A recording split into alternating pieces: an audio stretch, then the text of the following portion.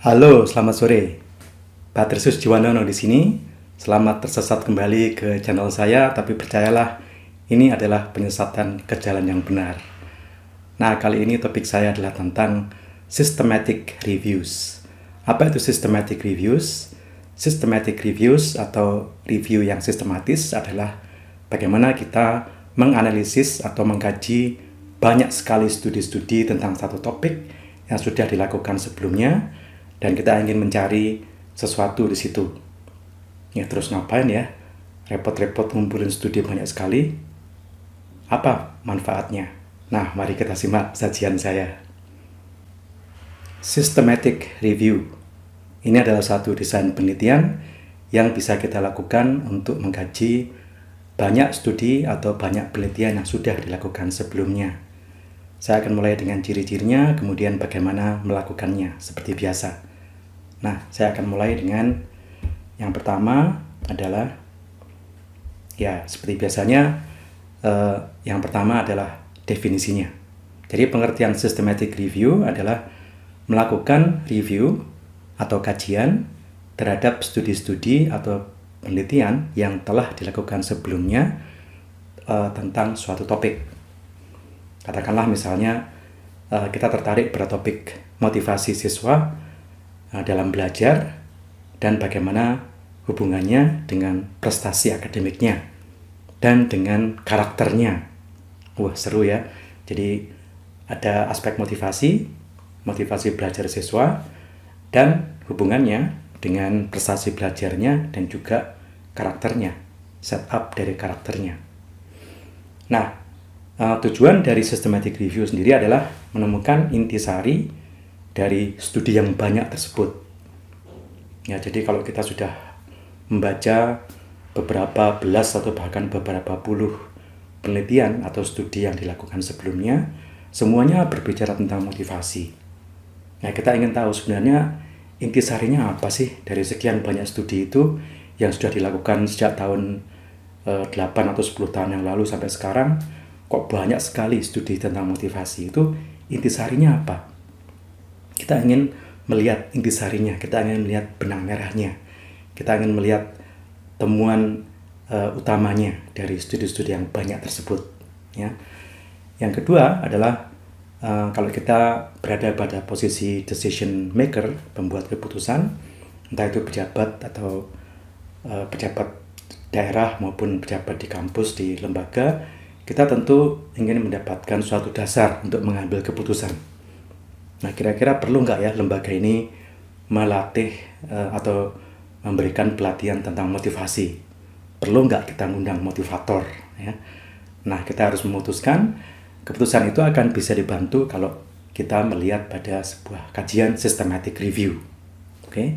Jadi menjadi dasar untuk pengambilan keputusan. Kemudian yang ketiga yaitu menemukan gap atau celah yang ternyata belum diteliti. Kalau kita sudah melihat banyak sekali studi tentang motivasi tadi, kemudian ketahuan, wah ternyata sebagian besar atau bahkan mungkin semua dari studi motivasi ini hanya berkisar pada atau hanya meneliti motivasi anak-anak kota yang orang tuanya berpenghasilan menengah ke atas. Ternyata belum banyak atau bahkan tidak ada studi tentang motivasi dari anak-anak daerah pinggiran yang orang tuanya bekerja sebagai petani atau orang tuanya tergolong dari keluarga marginal. Belum ada. Nah, itu adalah celah yang bisa kita eksplorasi lagi dalam penelitian yang selanjutnya tentunya. Tentunya menjadi dasar atau dasarnya adalah hasil dari sebuah systematic review. Ya, jadi itulah fungsi dari sebuah systematic review. Oke. Nah, saya lanjutkan. Langkah-langkahnya atau disebut sebagai protokol adalah seperti ini. Tentu pertama adalah menentukan tujuan penelitian. Penelitian apapun itu harus selalu mulai dengan tujuan penelitiannya. Nah, di sini kita bisa berpijak pada satu akronim yang namanya PICO, yang merupakan kependekan dari Population, Interest, Context, dan Outcome. Population adalah orang-orangnya atau populasi yang diteliti. Kemudian interestnya adalah topiknya, ya. Konteksnya adalah konteks di mana mereka hidup atau bekerja atau belajar, misalnya sekolah, desa, kota, dan sebagainya. Kemudian outcome-nya adalah hasilnya. Jadi rumusan tujuan penelitian kita bisa dirumuskan sesuai dengan PIGO tadi. Contohnya, motivasi belajar siswa SMA dan hubungannya dengan prestasi akademik dan karakternya. Nah, ternyata motivasi belajar siswa SMA itu adalah interest-nya, population-nya adalah siswa SMA tentu saja, kemudian konteksnya adalah sekolah dan kegiatan mereka sehari-hari, kemudian outcome-nya adalah bagaimana hubungan antara motivasi belajar mereka dengan prestasi akademik dan karakternya. Oke. Yang kedua adalah tetapkan strategi pencarian. Jadi kan tadi ceritanya kita ingin menemukan banyak sekali studi tentang motivasi anak SMA, ya kan? Nah, kita harus menentukan strategi untuk mendapatkan mereka. Strategi untuk mendapatkan laporan-laporan atau artikel-artikel yang berbicara tentang topik tersebut. Ya, makanya di sini saya menemukan strategi pencarian. Atau sebenarnya bukan strategi pencarian ya. Kalau strategi pencarian nanti nyari terus ya, tapi kan itu akan harus berujung pada penemuan ya kan, dari strategi untuk mendapatkan sebenarnya ya. Nah, jadi di sini kita bisa mendapatkan artikel lewat database seperti ERIC, Scopus, Web of Science, EBSCO, JSTOR, kemudian Google Scholar, dan banyak lagi. Ya, Anda tinggal mengetikkan ini di Google, langsung nanti akan dibawa pada database seperti itu. Ya. Kemudian tetapkan kriteria pemilihannya. Kita harus menentukan bagaimana kita akan menentukan studi mana yang kita akan kaji dan studi mana yang akan diabaikan. Misalnya dari 10 artikel tentang motivasi yang kita temukan, kita harus menentukan 10 ini apakah masuk semua ataukah ada beberapa yang perlu diabaikan. Nah, kita harus memasang kriteria di situ. Misalnya kriterianya sampelnya tidak boleh kurang dari 10 orang. Nah, kalau ternyata ada yang cuma 2 orang atau 5 orang, ya ini studi-studi ini bisa diabaikan. Oke, jadi kita menentukan kriteria untuk memfilter artikel mana atau studi mana yang perlu dikaji lebih lanjut dan artikel mana atau studi mana yang bisa diabaikan. Oke. Kemudian kita juga harus menetapkan metode untuk mengukur mutu studi-studi tadi. Jadi setelah kita dapatkan studi-studi tadi, kita harus menentukan kualitas studi yang sudah dipilih tadi, ya, dari segi metode penelitiannya. Nah, kita akan berbicara lebih lanjut, saya akan menerangkan lebih lanjut tentang bagaimana mengukur mutu studinya nanti. Ya, jadi nggak sekedar dikumpulkan, ya, tapi juga dilihat bagaimana kualitas dari penelitian yang dilaporkan oleh artikel-artikel tersebut. Ya, harus sampai di situ. Ya, kalau cuma mengumpulkan doang, ya bukan systematic review namanya. Ya. Kemudian tetapkan sintesis data. Ini lebih kurang berarti bagaimana data dari sekian banyak studi tersebut akan disarikan, akan disintesiskan. Ya, oke, ini adalah protokol atau langkah-langkah yang kita tetapkan dalam sebuah systematic review. Oke, lanjut ke. Nah, bagaimana menemukan studi dari database? Tadi sudah saya singgung ya, bagaimana kita harus mencari berbagai artikel di database seperti EBSCO dan sebagainya. Jadi ini gunakanlah database yang memuat banyak karya ilmiah. Misalnya tadi saya bilang ERIC, kemudian ada Web of Science, ada Scopus, ada Google Scholar, ada JSTOR, dan sebagainya. Itu adalah semacam, ya katakanlah semacam gudang yang besar sekali ya, di mana setiap database itu memuat banyak sekali artikel dari berbagai topik, dari berbagai bidang. Kita tinggal menentukan kata kunci yang tepat untuk bisa mendapatkan artikel yang kita ingini. Jadi kalau tadi studinya tentang motivasi atau topiknya adalah tentang motivasi siswa, ya kita ketikkan motivasi siswa SMA. Itu adalah kata kuncinya untuk bisa mendapatkan artikel-artikel dari jurnal-jurnal yang membahas tentang motivasi siswa SMA. Ya, ini berhubungan dengan yang kedua, yaitu tentukanlah kata kunci pencarian. Jadi, sudah saya terangkan tadi ya, key search terms-nya. Kemudian juga tanggal pencarian itu harus dicatat kapan kita mencari. Misalnya hari ini tanggal 29 Juni 2024. Kemudian lagi nanti mungkin minggu depan tanggal 5 Juli 2024 dan sebagainya. Ya, itu harus dicatat. Ya. Kemudian juga berapa banyak studi yang terjaring. Jadi dari langkah pencarian tadi, kita harus mencatat berapa banyak studi yang kita jaring. Apakah cuma ada 2, atau 12, atau 20, kita harus menentukannya, kita harus mencatatnya. Oke, lanjut ke...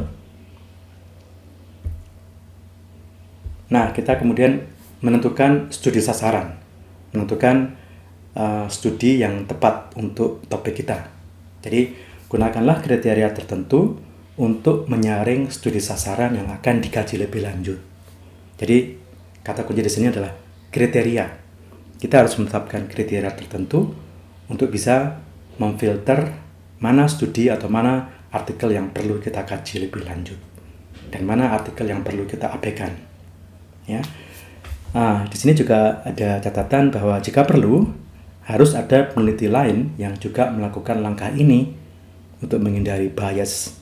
Ya, jadi akan lebih baik kalau dalam systematic review ini Anda juga mengajak seorang rekan yang kemudian juga menyaring artikel yang sudah didapatkan sesuai dengan kriteria tadi. Kalau hasil dari sang rekan itu sama atau mirip dengan hasil kita, nah berarti itu sudah dapat dikatakan sudah tidak bias, sudah objektif, ya, sudah bisa diandalkan, bisa dipercaya, karena tidak hanya berdasar pada pendapat subjektif satu orang saja. Oke.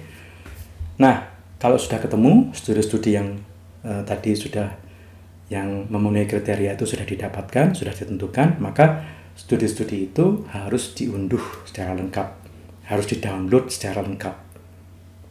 Jadi tidak cuma abstraknya doang, ya, tapi juga keseluruhan naskah studi itu harus diunduh, di-download secara lengkap.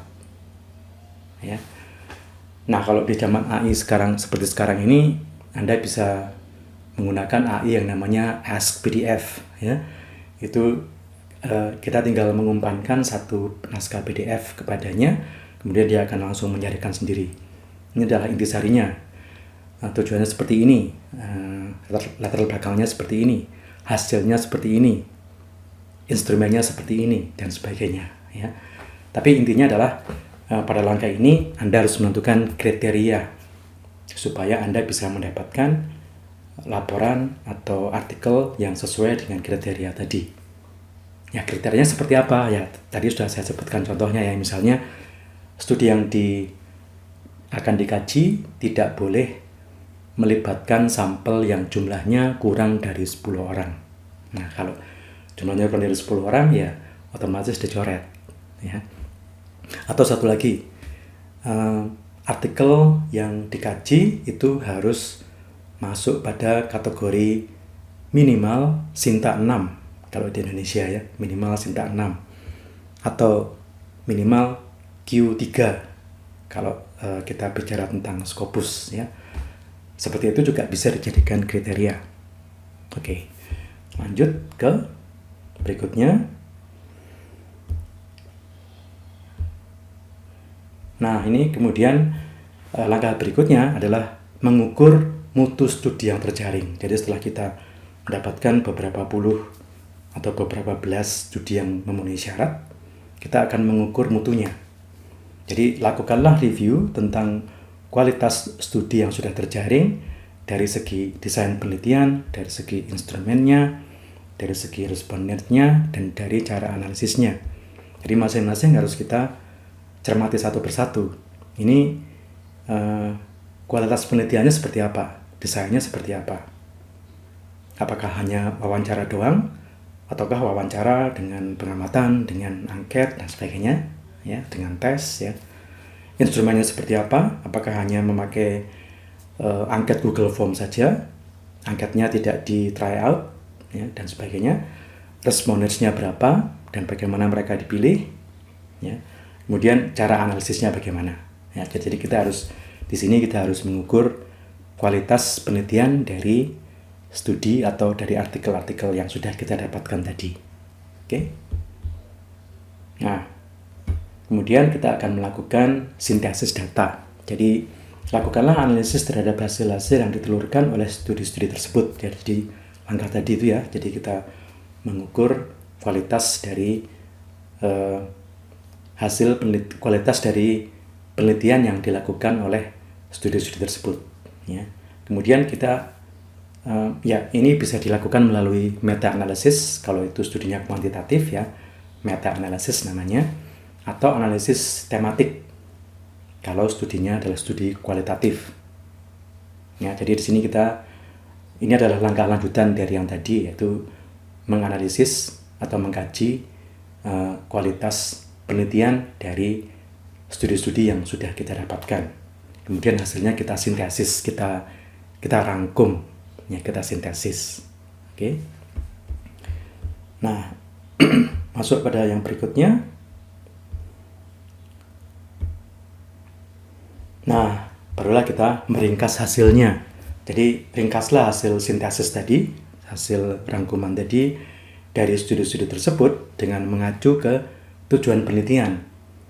Jadi kan contohnya tujuan penelitiannya adalah bagaimana motivasi siswa SMA itu berhubungan atau berkaitan dengan prestasi akademiknya dan karakternya. Hasil sintesis tadi itu harus kita arahkan untuk bisa menjawab topik penelitian tadi. Ya, nah itu jawabannya bisa panjang lebar karena kan kita mensintesis beberapa puluh studi atau banyak sekali studi-studi sebelumnya. Ya, mungkin kita bisa melihat dari sebagian besar studi yang saya kaji, ternyata sebagian besar menemukan ada hubungan yang positif. Namun ada catatan untuk siswa-siswa dengan kepribadian seperti ini dan ini misalnya. Jadi akan terasa lengkap sekali karena kita sudah melihat banyak sekali studi yang sudah kita kaji tadi. Oke. Nah, pernyataan ringkasan tadi harus mampu menjawab atau mencapai tujuan penelitian atau menjawab masalah penelitian. Masalah penelitian itu sama dengan tujuan penelitian, ya. Jadi ringkasan Anda tadi harus bisa mencapai tujuan penelitian atau menjawab tujuan penelitian yang sudah Anda tetapkan di awal tadi. Ya, dalam hal ini adalah motivasi siswa SMA. Oke. Nah, saya akan menyajikan beberapa model systematic reviews yang banyak dilakukan. Jadi ada yang namanya PRISMA, ini yang paling populer, ya, paling sering dipakai. Singkatan dari Preferred Reporting Items for Systematic Reviews and Meta-Analysis. Jadi Anda bisa melakukan studi atau melakukan systematic reviews tadi berdasarkan PRISMA. Kalau Anda lihat di Google, Anda cari di Google, itu nanti akan ketemu 27 butir PRISMA yang harus Anda ikuti supaya systematic review Anda itu valid, ya, dan berada pada jalan yang benar. Ya, tadi kan sudah saya katakan, saya akan menyesatkan Anda ke jalan yang benar, ya. Oke. Kemudian juga ada yang model namanya Cochrane, ini khusus untuk bidang kesehatan. Joanna Briggs Institute, ini untuk ilmu-ilmu kesehatan dan bidang-bidang ilmu sosial, humaniora. Kemudian juga ada yang namanya Epicenter, singkatan dari Evidence for Policy and Practice Information. Ini khusus untuk bidang pendidikan dan ilmu sosial. Ya, PRISMA ini juga bidang humaniora dan ilmu sosial. Ya, oke. Jadi itu adalah model yang bisa Anda tentukan, bisa Anda ikuti untuk melakukan sebuah systematic review. Kalau Anda sedang menulis artikel untuk jurnal bereputasi di Scopus atau di Sinta misalnya, itu Anda harus lebih terasa kuat kalau Anda mencantumkan model apa yang Anda ikuti. Apakah Prisma, atau Cochrane, atau Joanna Briggs, atau apapun. Ya. Jadi harus dicantumkan modelnya supaya kelihatan bahwa Anda itu bekerja dengan langkah yang sistematis, dengan dipandu oleh sebuah model yang sudah teruji, ya, model yang sudah bisa terandalkan. Oke, berikutnya saya ingin menunjukkan model dari Prisma. Jadi ini adalah bagan kerja Prismanya seperti ini. Semoga tulisannya kelihatan ya, ini kecil sekali. Jadi identification maksudnya rumusan masalahnya, menentukan rumusan masalahnya. Kemudian records identified through database searching. Jadi berapa banyak studi atau berapa banyak artikel yang Anda bisa kenali. Di sini dikatakan sampai 2000. Wah, banyak sekali ya, 2000 artikel. Kemudian additional records identified through other sources.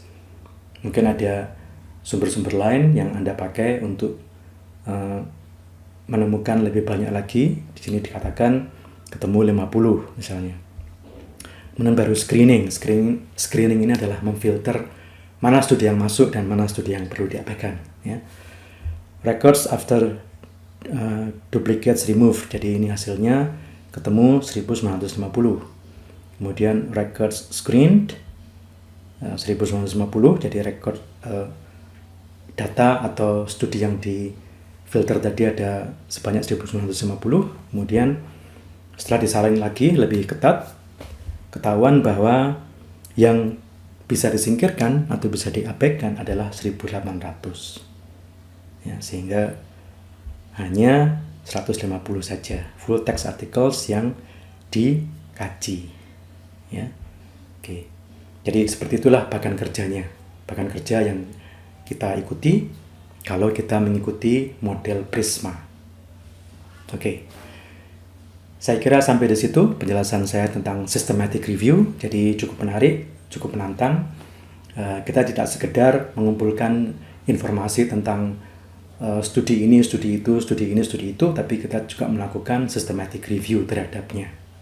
Dan kita bisa menelurkan satu pernyataan, satu hasil, satu ringkasan yang merupakan intisari dari sekian banyak penelitian yang sudah dilakukan. Semoga tips ini bermanfaat. Sampai jumpa di episode mendatang.